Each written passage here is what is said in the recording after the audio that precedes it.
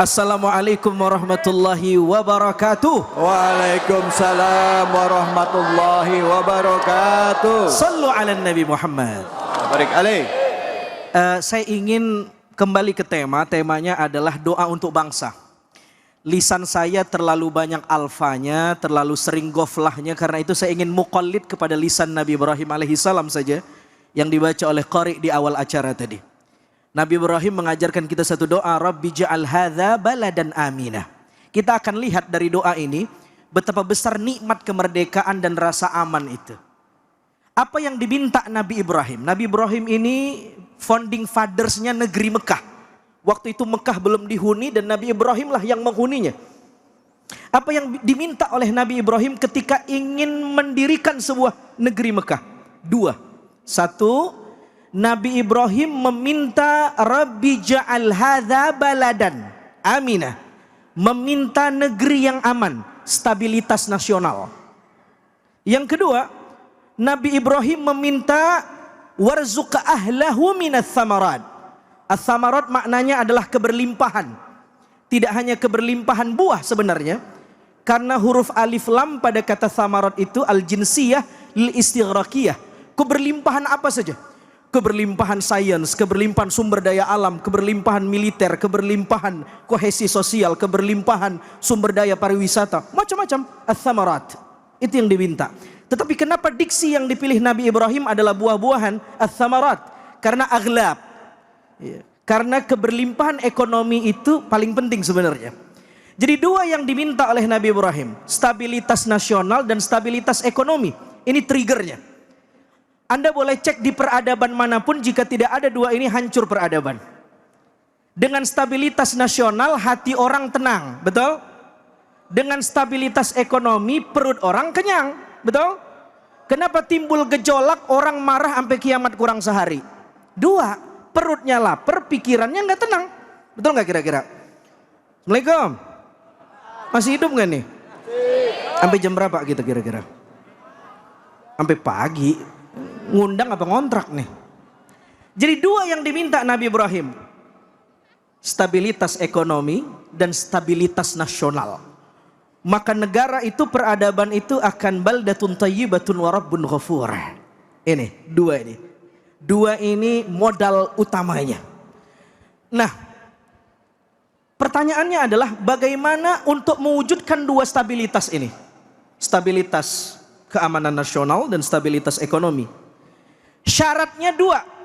Syaratnya berapa? Dua. Satu,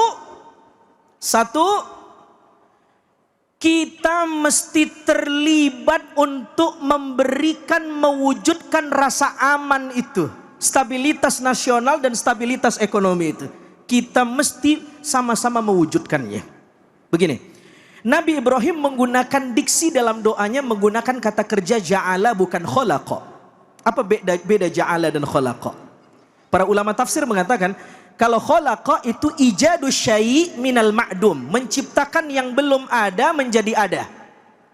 Tetapi kalau ja'ala itu tasyiru syai' ila halin. Jadi kalau khalaqa itu murni intervensi Tuhan 100%. Tetapi kalau ja'ala, Tuhan pengen, tetapi hukum alamnya, kausalitasnya, min sunanil ilahiyahnya, kita mesti terlibat untuk ikut mewujudkannya. Nabi mengatakan, Rabbi ja'al hadza baladan aminah, menggunakan kata ja'ala. Menunjukkan untuk dapat negeri yang aman, punya stabilitas ekonomi dan stabilitas nasional, memang itu yang Allah mau, tapi syaratnya kita mesti terlibat mewujudkannya. Bukan hanya kerja pemerintah, bukan hanya kerja rakyat, tapi kerja kolektif. Kata anak milenial, kolaborasi katanya. Halo, Assalamualaikum. Masih hidup gak nih kira-kira nih? Assalamualaikum. Itu syarat yang pertama. Itu syarat yang pertama. Bahwa kita mesti terlibat. Mana dalilnya lagi bahwa kita mesti terlibat? Ketika Nabi Ibrahim meminta baladan aminah, negeri yang aman, menarik, diksinya adalah baladan aminan, negeri yang aman. Aminan ini bentuknya kata subjek, isim fa'il. Padahal maksudnya adalah isim maf'ul. Baladan ma'mun, negeri yang diberi keamanan oleh Allah. Maksudnya maf'ul tapi diungkap dalam bentuk isim fa'il. Apa rahasianya kata para ulama tafsir? Kalau ada maksudnya isim maf'ul, objek, tapi diungkap dengan bentuk isim fa'il, sesungguhnya Allah menginginkan kita terlibat di dalamnya. Contoh gampang. Kita masuk ke negeri Mekah, ada ayatnya, udkhuluha bisalamin aminin. Masuklah ke Mekah dalam keadaan aman. Pertanyaannya, apakah tidak ada pencuri di Mekah? Apakah tidak ada tukang bohong di Mekah? Banyak banget. Apakah semua yang di Mekah suci? Abu Jahal, Abu Lahab di sana. Bahkan kita udah nyampe sana, kan kita nggak suci-suci banget. Saya dah pokoknya. Kan begitu tuh. Ayat itu ingin mengatakan bukan Mekah yang disebut aman itu bermakna pasif bahwa kita masuk pasti aman, tidak. Tetapi yang dituntut ayat itu juga adalah masuklah ke Mekah, tetapi jadilah kita termasuk orang yang memberikan rasa aman di kota suci Mekah. Jangan contoh Abu Lahab, jangan contoh Abu Jahal, tapi contoh Nabi Muhammad. Halo, Assalamualaikum. Sama nih, Baladan Aminah, negeri yang makmun diberkahi Allah, adalah negeri yang penduduknya, warga bangsanya terlibat menjaga keberkahan, menjaga keamanan. Syarat yang terakhir teman-teman, karena waktunya mepet, adalah Nabi Ibrahim memberikan syarat man amana billah, man amana minhum billah wal yaumil akhir. Orang mesti menjaga, merawat bangsa dengan motif karena Allah. Motifnya mesti spiritual, transenden, harus melebihi motif duniawi.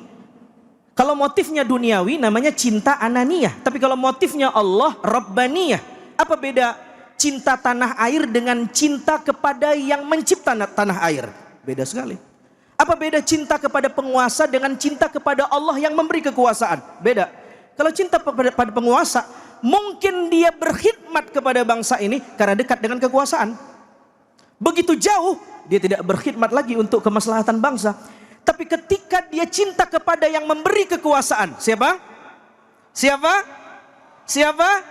Allah. Maka dia dekat atau jauh dari kekuasaan, dia tetap memberikan maslahat kepada Indonesia, kepada bangsa ini. Itu cinta Rabbaniyah. Itu yang dituntut dalam Al-Quran. Bahwa kita mencintai lebih dari sekedar motif politik, motif organisasi, karena sifatnya temporer. Tetapi motif ilahiyah, transendental, spiritual. Bahwa Allah yang menciptakan, Allah yang memberikan kemerdekaan, dan kita mesti rawat.